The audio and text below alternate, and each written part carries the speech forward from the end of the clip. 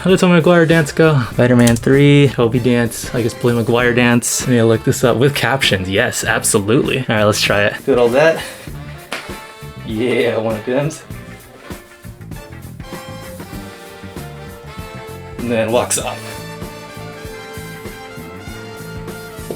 Nailed it. I guess canonically speaking, it would have been more accurate to go with the Miguel O'Hara costume because I'm also Hispanic, but upon looking as to how long it would take to ship the order, it would have taken like almost a whole month for the whole costume to arrive. So we're just sticking with this one, PlayStation Insomniac version. Sony Pictures Animation. Apparently I do have a long history with the studio and their animated movies, even if I didn't know it for many years. The studio has such a bizarre collection of movies that vary in quality and childhood nostalgia for me. Did you know they made Open Season, Surf's Up, Cloudy with a Chance of Meatballs, the Hotel Transylvania franchise? I have childhood memories of most of these franchises, while the rest have been ridiculed all over the internet, or even worse, they were swept under the rug of existence with a straight-to-DVD release. They made Surf's Up too? They made 4 Open Season movies? So before Into the Spider-Verse, the last big movie from the studio was the Emoji Movie, and I remember when the whole world just went into chaos mode when that movie came out. At that point, nobody had any faith in the studio whatsoever, so it was an even bigger shock when they made Into the Spider-Verse. This movie came out before multiverse junk was getting infused into every single franchise, so at the time I do admit it was pretty innovative and it was pretty mind-blowing. Remember when Phineas and Ferb did a movie about multidimensional travel before all the hype? Besides having the most unique aesthetic I've ever seen from any animated movie at the time, mimicking the motions of comic book panels you read as a kid, or I guess even as an adult considering the amount of adults that read comic books now, going above and beyond by implementing characters with entirely different art styles and even frame rates, which is just insane to look at. This was also perhaps the most intentionally hilarious Spider-Man movie to date. Trust me, there have been lots of unintentional hilarious Spider-Man moments from all the other Spider-Man movies, but this one succeeded with actual clever jokes that played homage to so many different interpretations of the Spider People that just seems to be an ongoing goldmine for meme material. So with its massive success and an ending that was satisfying on its own merit, while also being open-ended to a sequel, we waited. And we waited. Few years go by. An unknown virus of unknown origin occurs, probably having little to no effect on the time animation actually needs to look like this anyways. One live-action version of Multiverse Spider People later that feeds off of our nostalgia that I'll review one day. And here we are. Finally, Spider-Man Across the Spider-Verse. Miles Morales jumps into the multiverse where he encounters a whole team of Spider People looking to keep it all from falling apart as a new threat emerges, jeopardizing all Spider People's existence. Subtle spoiler talk, but I'm sure people who want to see this movie have already seen it at this point. Disclaimer, I am in no way claiming to be a huge Spooderman nerd here. I mean, look at me. I'm clearly not a fan. I enjoy the character, and even though I would say he is one of the most grounded and relatable superheroes out there for me, I don't base my entire personality to loving Spider-Man. I just think that amidst all of the superhero fatigue occurring right now, Spider-Man is still fun to go out and watch. And I think all the different interpretations of this character in the past 20 plus years have played a hand in why people continue to keep seeing content from him and why he is just such a timeless figure. Different versions result in different fan bases that get to pick and choose their own favorites. I just so happen to be one of the lunatics who actually has enjoyed every single iteration of this character. So are we clear?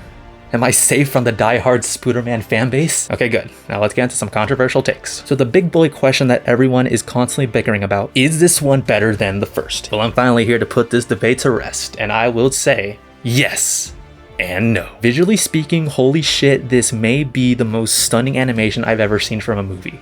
Period. It takes the stylistic comic book panel style of the first movie and goes even further with it. There are tons more experimental styles going on here in the animation, different densities of digitally drawn figures with unique brushstrokes for the environment depending on which universe we're in, even characters that are entirely two-dimensional or three-dimensional depending on what universe they hail from, and they all clash together on screen at the same time without any certain rule set determining what they're supposed to look like to each other. The least I was asking for with this sequel was to introduce brand new charismatic and dynamic Spooderman characters with bombastic personalities clashing with each other, and this movie delivered on that 100%. We have here a selection of all new fan favorites and ones that definitely go toe-to-toe with the popular characters from the first Spider-Verse. There is even just straight up live action actor performances and stop motion characters made of Legos. Sign me up. What? That's so awesome. There are even some real blink and you'll miss designs that require more than one watch to catch. Admittedly, there are some character designs that, although look stellar from an animation viewpoint, I wasn't too sold on their design stylistically speaking, but those characters were minute compared to the buff buffet of awesomely designed spider people. It was just so mind-blowing to see just how a movie can look like this. With the story containing so much traversal through different landscapes and different dimensions, I cannot see a live-action movie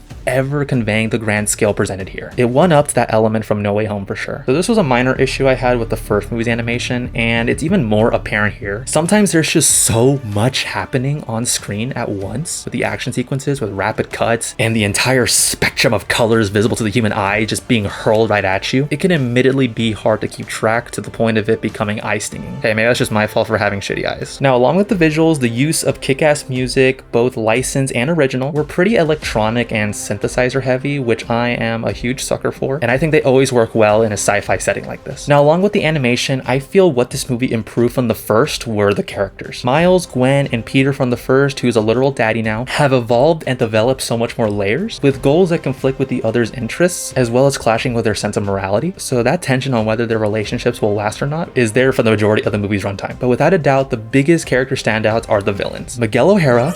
Miguel O'Hara plays an obstacle to Miles, not because he wants to destroy everything he once loved like any cliche villain, but because he challenges Miles on the responsibilities of being Spider-Man. In order to truly become Spider-Man, you basically need to have a bunch of tragic shit happen to you. Oscar Isaac's voice performance really sells a very intimidating to borderline scary version of Spider-Man that sounds like he is just constantly on the brink of going insane, but yet you still understand his core motivations and where he is coming from in wanting to keep the multiverse from falling apart. He has to be the tough leader in charge to keep all the other spider people in check, even if it goes against the complete free will of Miles' decisions. Now, if you think this movie had one unexpected terrific villain, then you are in for a treat, because there was a second unexpected terrific villain. The other standout villain goes to The Spot. Jason Schwartzman's goofy and nerdy voice performance fits what would consider just another cheesy villain of the week at first, but like all great villains in any story, we actually see his growth from a pathetic specimen to a legitimately terrifying foe that by the end is capable of doing the most damage than any other villain. We get to see the progression of him struggling with his abilities that were first played off for laughs, to then see him slowly build up his abilities and confidence to take down Spider-Man. Instead of just him being powerful from the very beginning and simply telling us why he is so spooky scary. Also, the themes for both of these characters is already iconic, and hearing them fills me with delight and dread at the same time. How is that even possible? Now, the elements that drew it back from being better than the first for me were all in pacing and story. This is the longest animated movie ever made. At 2 hours and 20 minutes, it's very difficult to keep your audience engaged for a majority of the movie's runtime. I feel like in this case, even a high-stakes, non-stop action animated film wouldn't be able to keep their audience engagement at all times once it passes the 2 hour mark. All the Morales family moments, I feel, even though were necessary and heartfelt, were clumped together from the transition of the first to second act. Maybe these family conversation moments were spread out with action sequences sprinkled in between them. It may have flowed better for me, but I do also understand that once Miles goes into the multiverse, there is no getting out for him for the rest of the movie. So I see why they dumped all the sentimental pep talks beforehand. And perhaps the biggest disappointment for this movie, which could be considered a compliment for the movie, is how it ends, or that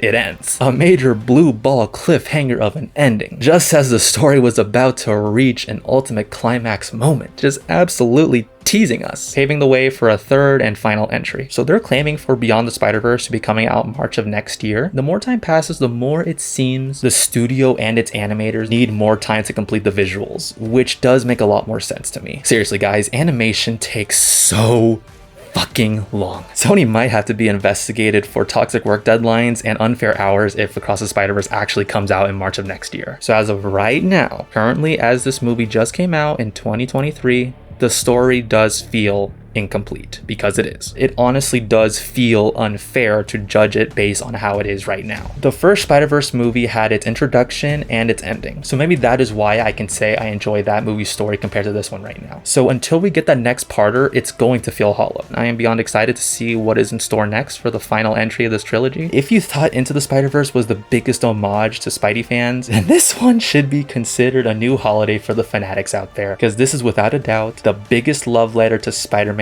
ever made so far. 8 out of 10, craziest animation I've ever seen, with kick-ass action with pacing bumps and an incomplete story currently. It's a metaphor for capitalism.